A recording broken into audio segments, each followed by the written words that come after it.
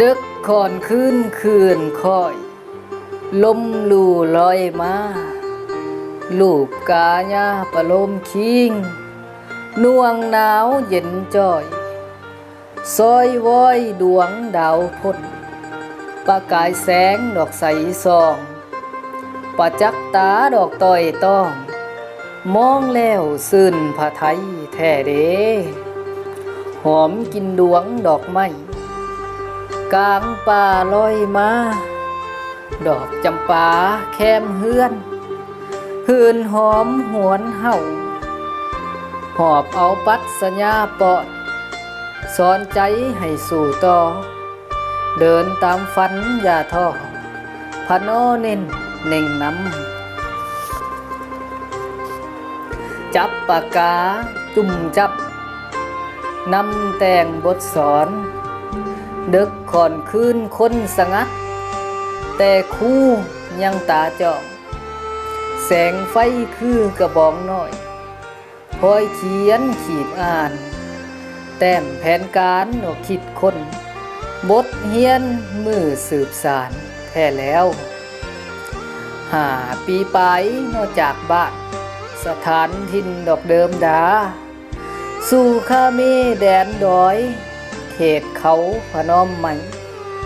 สัจจะใจจริงตั้งความเจริญดอกเฮืองหุงให้คนเล่านุ่มน้อยในแดนดอยบ่อนบ้านเขียนได้ดอกอ่านเป็นว่าแล้วกำสอขาวนาวเน้นเขียนขีดกระดานดำว่าจะนำพ้อยแถลงเน่งแน่นำสี่สละอิอีเว้ากอสละอากาพาอ่านทั้งบวกลบดอกคูณหารตามหลักการเพิ่นใส่จำไว้ครูสุอัน3 ลักษณะ5 ลักมุม3 ขันแข่งขันจำจือมันฝังลึกลงดวงจิตชีวิตคู่ส้นนาบทอ่านเขียนเพียนแต้มอ้ายบ่แนมนำน้องคนดอยดอกแดนป่าน้องเป็นคู่อาสาหน้าบ่คานขาวดังฝ่ายบ่อ้วนอ้ายบ่ลำแยงละเนาะ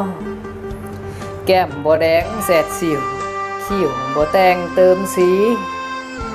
ย้อนบ่มีเงินคำแต่ละเดือนดอกลายใดคันมีใจจริงแท้เซินมาดอกเยี่ยมย้องคู่บ้านนอกจังนอกอ้ายยามมองแต่แก้มแนมเข้าวางใจอ้ายเอ๋ยโอ้ยละรัฐกรยังห่างหะหลายปีต่างของคอยอยู่แดนดอยบ่เคยปะอาชีพคู่ดอกซ้อนสี่ทั้งชีวิตย่อม่วนกายใจบ่หดหูชีวิตนี่ขอเป็นคู่ตามความฝันวาดไว้ใจสู่บ่ถอยอ้ายเอ๋ย